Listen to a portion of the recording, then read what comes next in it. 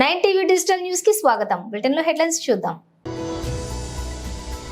నీకు చేత కాకపోతే రాజీనామా చేయి, నీ సభలకు నేను కరెంట్ ఇస్తా చంద్రబాబు. సోనియా ముందు ఒక చిన్న ప్లకార్డు పట్టుకోలేక మూలన దాక్కున్నావు, సీఎం జగన్ పై పవన్ విమర్శలు. బీజేపీ పార్లమెంటరీ బోర్డు సభ్యుడు doctor K Laxman press meet.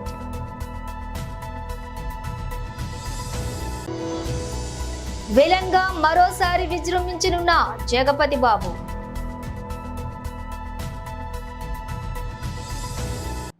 Details చూస్తే టీడీపీ అధినేత చంద్రబాబు మచిలీపట్నం వారాహి విజయబేరి సభలో ప్రసంగించారు. కృష్ణా జిల్లా సాహిత్య సాంస్కృతిక రంగాలకు వేదిక అని అభివర్ణించారు. తాము ప్రజల కోసమే కూటమి కట్టామని అన్నారు. తమ కలయిక స్వార్థం కోసం కాదని చంద్రబాబు స్పష్టం చేశారు. ప్రజలు కూడా తమకు అండగా నిలవాలని పిలుపునిచ్చారు.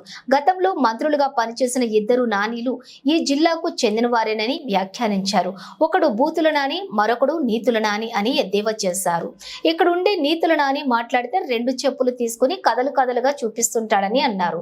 నీతుల నాని ఇక నీకు పదవి ఇచ్చింది పవన్ కళ్యాణ్ నన్ను తిట్టడానికా అని ప్రశ్నించారు.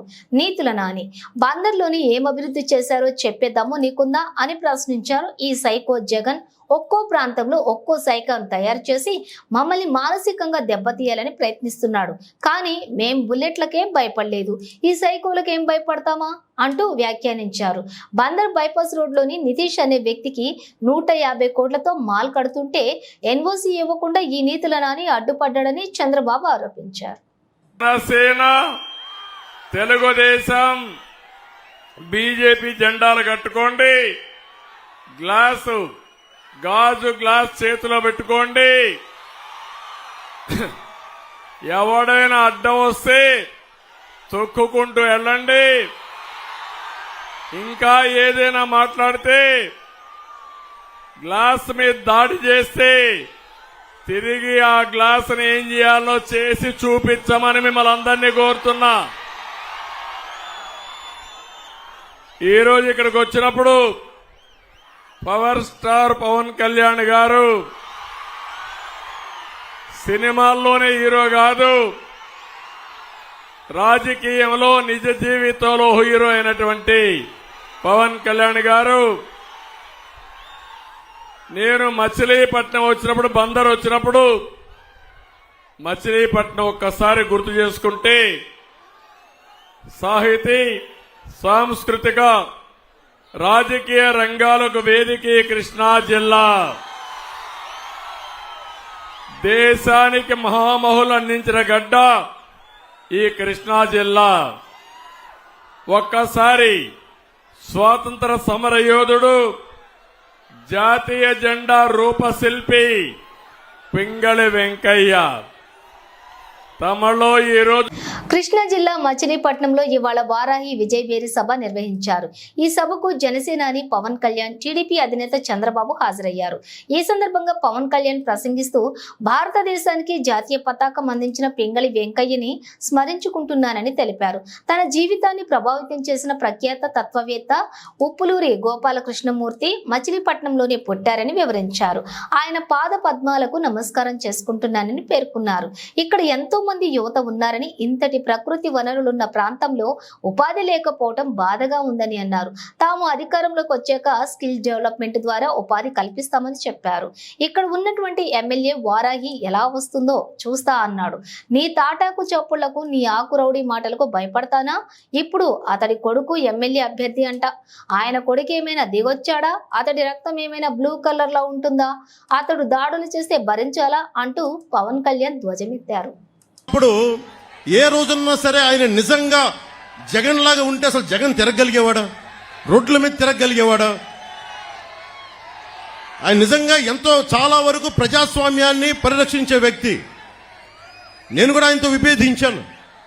నన్నేమో ఆపలేదు, ఎక్కడ నాకే పోలీస్ ప్రొటెక్షన్ తగ్గించలేదే, నాకెక్కడ పర్మిషన్ డినై చేయలేదే. అందుకే నాకు ఆయనంటే గౌరవం. ప్రతి నాయకుడికి ఇంకోళ్ళకి విభేదాలు ఉంటాయి పాలసీ పరంగా, అవి ప్రజలకు సంబంధించి తప్ప ఏ రోజు కూడా ఆయన కూర్చొని అప్రజాస్వామికంగా ఆయన ప్రవర్తించాల. జగన్ ఈ రోజు కూర్చొని మేము రోడ్ల మీదకి రావాలంటే అన్ని ఆంక్షలు పెడతాడు. అతనే కొట్టుకొని మా మీద నెపం పెడతాడు. ఇంకొకసారి జగన్ని మీరు కేవలం వచ్చే ఎన్నికలు కాదు, రాజకీయాలను అతను పక్కన పెట్టకపోతే ఆంధ్రప్రదేశ్ కాదు దేశానికి కూడా ఇలాంటి నాయకులు చీడ పురుగులు. మీరు దయచేసి బలంగా పెట్టుకోండి. మీరు కనుక బయటికి వచ్చి బలంగా ఈ రోజున చిన్న చిన్న ఉత్సాహం కాదు, పాలపొంగులకు రాకుండా నిజంగా లోతుగా అధ్యయనం చేయండి. మీ భవిష్యత్తు ఇది. నా భవిష్యత్తుకి ఇబ్బంది లేదు, చంద్రబాబు గారి భవిష్యత్తుకి ఇబ్బంది లేదు, ఆయన కుటుంబానికి ఇబ్బంది లేదు. కానీ ఇన్ని కోట్ల మంది ప్రజల భవిష్యత్తుని ఒకళ్ళు బాధ్యత తీసుకోవాలంటే చాలా కష్టమైన పని. మా సైజులు మేము తగ్గించుకున్నాం. చంద్రబాబు గారు దాదాపు ఎన్డీఏ కన్వీనర్గా ఉండి, జాతీయ స్థాయిలో ఎన్డీఏ కన్వీనర్గా ఉండి ప్రభుత్వాలు నడిపి కేంద్ర ప్రభుత్వానికి కీలకమైన వ్యక్తిగా ఉండి ఈ రోజున తగ్గి ఆయనకి ఎమ్మెల్యేలు కుదించుకొని తగ్గించుకొని వచ్చారు. అలాగే నాకు కూడా ఓట్ పర్సంటేజ్ పెరిగి కూడా నేను తగ్గించుకున్నాం. మనకి బలమైన బందర్ను కూడా తెలుగుదేశం పార్టీకి వదిలేసాం ఈ రోజున కొల్లు రవీంద్ర గారిని గెలిపించడానికి. దీనికి కారణం ఏంటంటే ఓటు చీలకూడదు. ఎందుకు చీలకూడదు? మీ భవిష్యత్తు కోసం, మీకోసం పనిచేసే వాళ్ళు కావాలి, రైతాంగాని కోసం నిలబడగలిగే వాళ్ళు కావాలి, మత్స్యకారుల కోసం నిలబడగలిగే వాళ్ళు కావాలి, అలాగే కూర్చోబెట్టే యువతకు ఉపాధి అవకాశాల కోసం నిలబడగలిగే వాళ్ళు కావాలి. అసెంబ్లీ అంటే బూతులు తిట్టేవాళ్ళు, వ్యక్తిగత జీవితాన్ని నిందించేవాళ్ళు మీ భవిష్యత్తు కోసం ఎప్పుడు ఆలోచిస్తారు? నిజంగా చెప్తున్నాను, నేను మీకోసం మీరు ఊహించుకోండి. ఫస్ట్ టైం అసెంబ్లీలో 5 సంవత్సరాల తర్వాత డిబేట్స్ చాలా ఆరోగ్యవంతంగా ఉంటాయి. రోడ్లు, మౌలిక వసతులు, కనీసం రోజుకి మనకి కనీసం కొన్ని బిందెలు నీళ్లు వచ్చేలాగా ప్రతి ఇంటికి ఇవన్నీ చేయగలం మేము కూర్చోబెట్టి. అందుకని మీ భవిష్యత్తు కోసం వచ్చాం. ఈ రోజున ఎవ్వరికి సరదా కాదు, ఇదంతా తగ్గించుకొని మరీ వచ్చాం. మనకి బందర్ ఎంపీగా మనకి వల్లభనేని బాలశౌరి గారు పోటీ చేస్తున్నారు గాజు గ్లాస్ గుర్తు మీద. కొల్లు రవీంద్ర గారు సైకిల్ గుర్తు మీద మనకి తెలుగుదేశం నుంచి పోటీ చేస్తా ఉన్నారు. జగన్కి ఏదైనా మాట్లాడితే మండదా అని మాట్లాడతారు. జగన్ నీకు ఎందుకు మండదు మేము చెప్తాం. నీకు జగన్కి రాయేసినందుకు చాలా మండిందంట. బీజేపీ పార్లమెంటరీ బోర్డు సభ్యుడు doctor K Laxman press meet. Friends అందరికీ నమస్కారం. రాష్ట్ర భారతీయ జనతా పార్టీ తరఫున మీడియా మిత్రులకు, ప్రపంచవ్యాప్తంగా ఉన్నటువంటి రామభక్తులకు, హిందువులందరికీ కూడా శ్రీరామనవమి పండుగ శుభాకాంక్షలు తెలియజేస్తూ, అయోధ్యలో భవ్యమైన రామ మందిరం నిర్మాణం తర్వాత మొదటి శ్రీరామనవమి ఉత్సవాలు అయోధ్యలో అంగరంగ వైభవంగా ఉత్సవాలు ఘనంగా జరిగినాయి. ప్రపంచవ్యాప్తంగా కూడా ఇవాళ హిందువులందరూ కూడా భక్తిపూర్వకంగా పండుగను జరుపుకోవడమే కాకుండా రామమందిర నిర్మాణం పట్ల ప్రజలు సంతోషాన్ని వ్యక్తం చేస్తూ ఒక గొప్ప ఆధ్యాత్మిక కేంద్రంగా ప్రపంచంలోనే అయోధ్య తీర్చిదిద్దబడడం, ఆ ఖ్యాతి మోదీ గారికి దక్కడం, రామమందిర నిర్మాణము, రాముడిని ఇవాళ తెలంగాణ రాష్ట్ర ప్రభుత్వం, ఈ ప్రభుత్వం ఏర్పడిన తర్వాత మొదటిసారిగా దక్షిణ అయోధ్యగా పిలువబడే భద్రాచలంలో జరిగే శ్రీరామనవమి కళ్యాణ మహోత్సవాన్ని తిలకించడానికి అవకాశం లేకుండా రేవంత్ రెడ్డి ప్రభుత్వం ఎన్ని కుట్రలు పన్నిందో, ఎన్ని పన్నాగాలు పన్నిందో, రాముడిని రాజకీయాలతో ముడిపెట్టి ఎన్నికల కోడ్ నెపంతో అడ్డుపడే ప్రయత్నం చేసినప్పటికీ భారతీయ జనతా పార్టీ రాష్ట్ర పార్టీ, కేంద్ర పార్టీ యొక్క మరి సహకారంతో ఎలక్షన్ కమిషన్ ఏదైతే లైవ్ టెలికాస్ట్ ఏదైతే నిలిపివేయడం జరిగిందో దాన్ని తిరిగి పునఃప్రారంభించడానికి తీసుకున్న చర్య ఇది రామ భక్తుల విజయంగా భావిస్తూ ఇది ఇప్పటికైనా కాంగ్రెస్ పార్టీ రేవంత్ రెడ్డి గారు హిందువులను అవమానపరచడము హిందువుల మనోభావాలు గాయపరచడము లౌకికవాదం అని చెప్పి అది భావిస్తే మూర్ఖత్వం అవుతుంది. ఖచ్చితంగా రాజకీయ మూల్యం మీరు చెల్లించుకుంటారని చెప్పి ఈ సందర్భంగా తెలియజేస్తూ నరేంద్ర మోడీ గారు ఏదైతే పిలుపునిచ్చారో కాంగ్రెస్ ముక్త్ భారత్ ఆ పిలుపుకు అనుగుణంగా దేశవ్యాప్తంగా ప్రజలు స్పందిస్తూ మోదీ నాయకత్వాన్ని బలపరుస్తూ క్రమేణా ఉత్తర భారతంలో ఏదైతే కాంగ్రెస్ పార్టీ ఇవాళ పూర్తిగా తుడిచిపెట్టుకుపోయిందో దక్షిణ భారత్లో కూడా ఆశలు సన్నగిలుగుతూ ఉన్నాయి.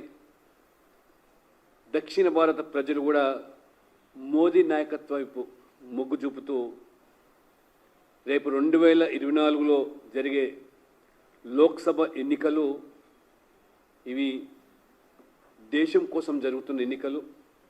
ఈ దేశానికి ప్రధానమంత్రి ఎవరు కావాలని నిర్ధారించుకునే ఎన్నికలు, దేశ ప్రజల భవిష్యత్తు నిర్ధారించే ఎన్నికలు.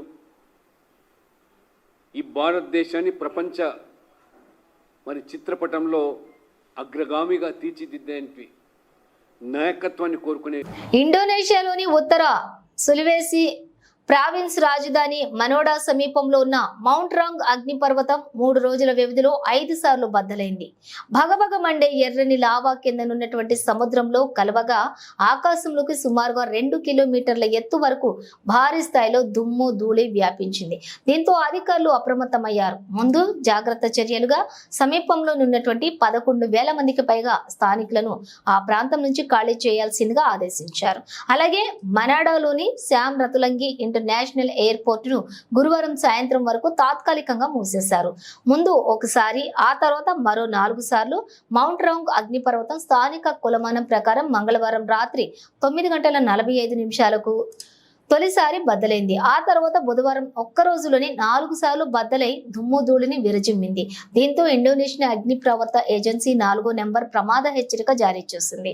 అగ్నిపర్వత ప్రాంతానికి 4 కిలోమీటర్ల దూరం వరకు ఖాళీ చేయాల్సిన ప్రాంతాలను 6 కిలోమీటర్ల దూరం వరకు పెంచింది. వేల మంది ఖాళీకి ఆదేశం ముందుగా 800 మందికి పైగా స్థానికులను ఆ ప్రాంతం నుంచి తరలించిన అధికారులు ఆ తర్వాత అక్కడ నివసిస్తున్నటువంటి 11,665 మంది స్థానికులను ఖాళీ చేయాల్సిందిగా ఆదేశించారు. అగ్నిపర్వతంలో ఓ భాగం సముద్రంలో కుప్పకూలే అవకాశం ఉందని, ఇది సునామీ వచ్చేందుకు దారి తీయొచ్చని కూడా ఆందోళన చెందుతున్నారు.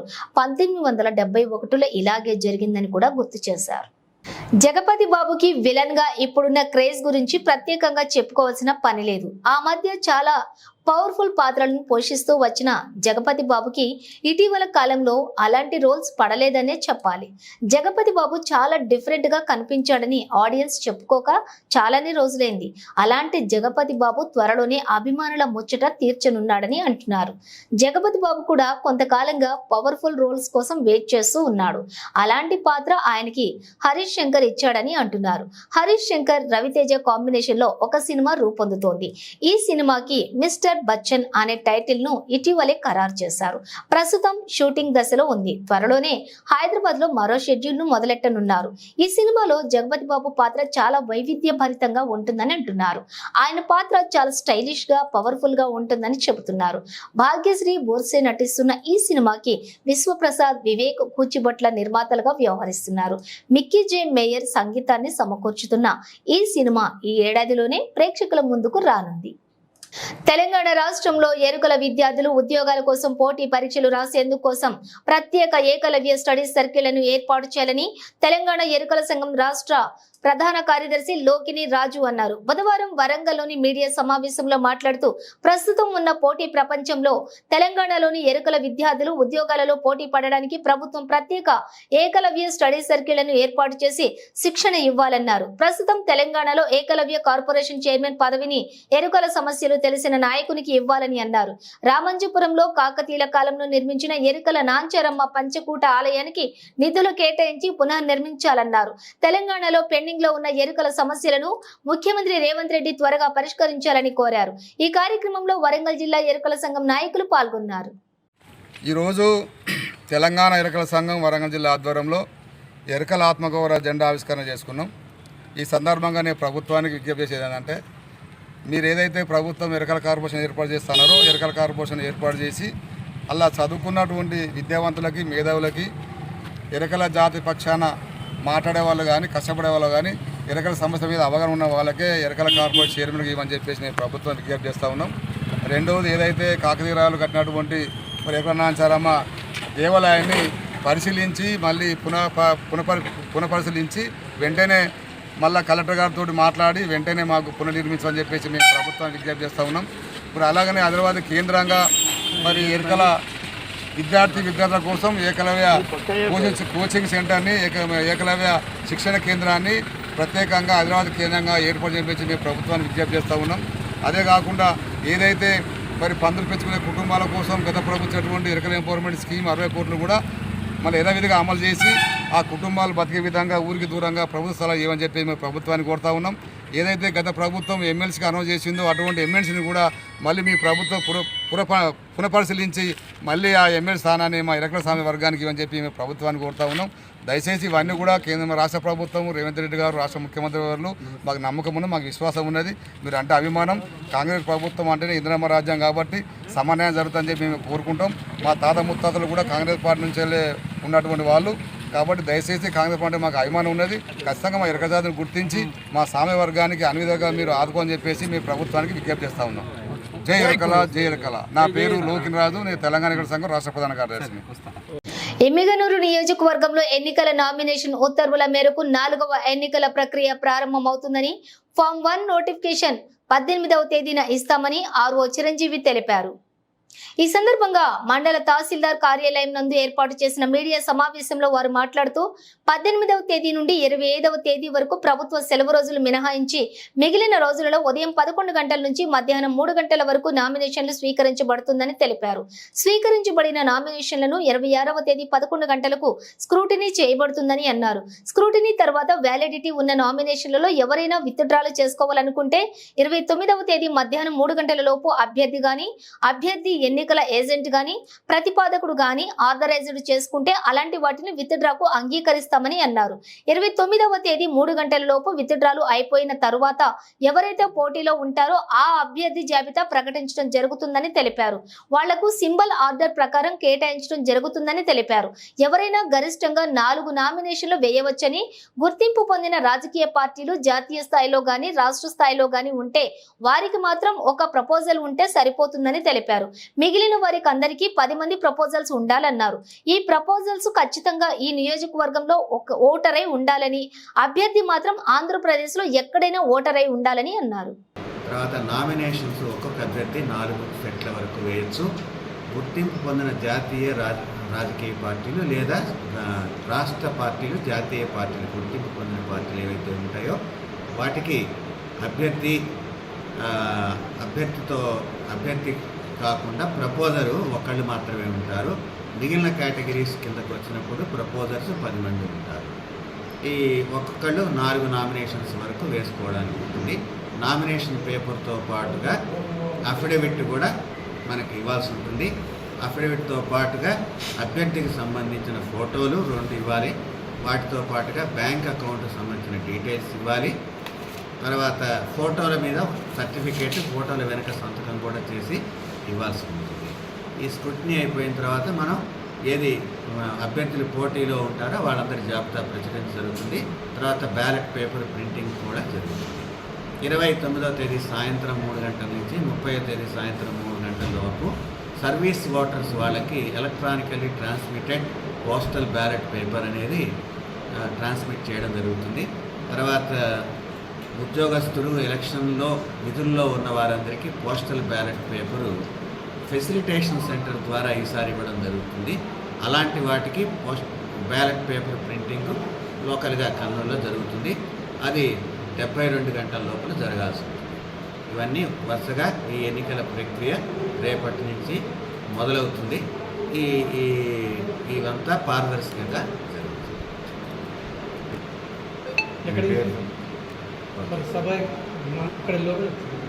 లోనే నామినేషన్లు తీసుకోవడం జరుగుతుంది.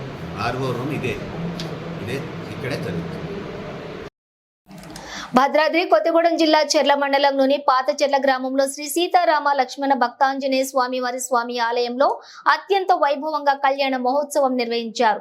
సీతారాముల కళ్యాణం కనులార తిలకించేందుకు భక్తులు అధిక సంఖ్యలో విచ్చేశారు. సీతారామ స్వామివారి పెళ్లి అలంకరణలో ముస్తాబై భక్తులకు రంజింపచేశారు. అభిజిత్ లగ్న గడియలలో సీతమ్మ మెడలోని రామయ్య వేద మంత్రాల సాక్షిగా మాంగళ్య ధారణ చేశారు. ఈ వేడుక భక్తులు శ్రీరామ నామ జపం నడుమ జరిగింది. ఈ యొక్క కార్యక్రమంలోని దొడ్డి రామకృష్ణ ధర్మపత్ని జ్యోతి దంపతులు, చిప్పా శ్రీనివాసరావు, సత్యవేణి దంపతులు మరియు ఆలయ కమిటీ సభ్యులు, గ్రామస్తులు, భక్తులు పాల్గొన్నారు.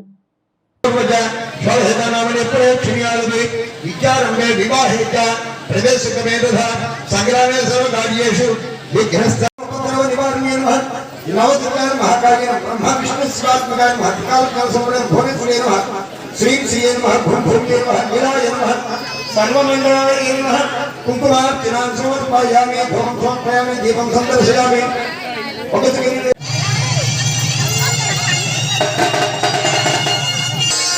श्रीरस्तु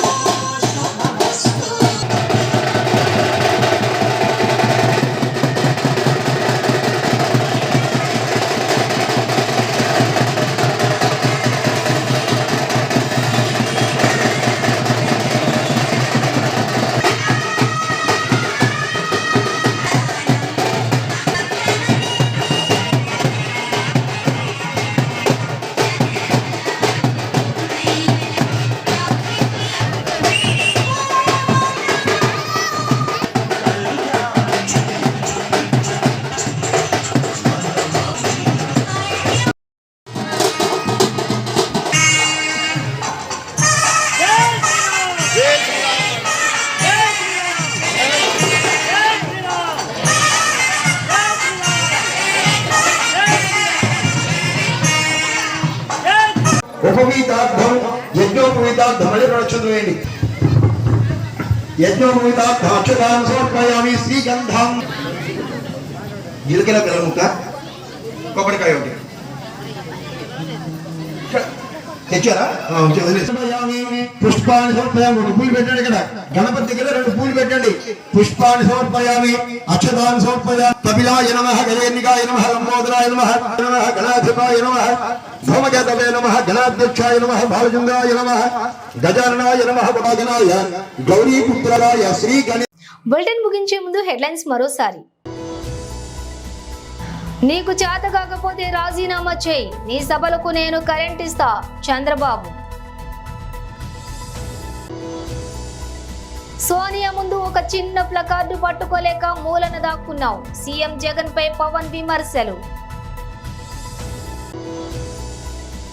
బీజేపీ పార్లమెంటరీ బోర్డు సభ్యుడు doctor K Laxman press meet.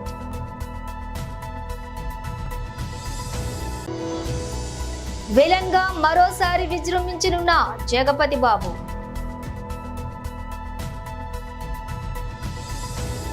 ఇవి బులెటిన్ విశేషాలు. మరో బులెటిన్ తో మళ్ళీ కలుద్దాం.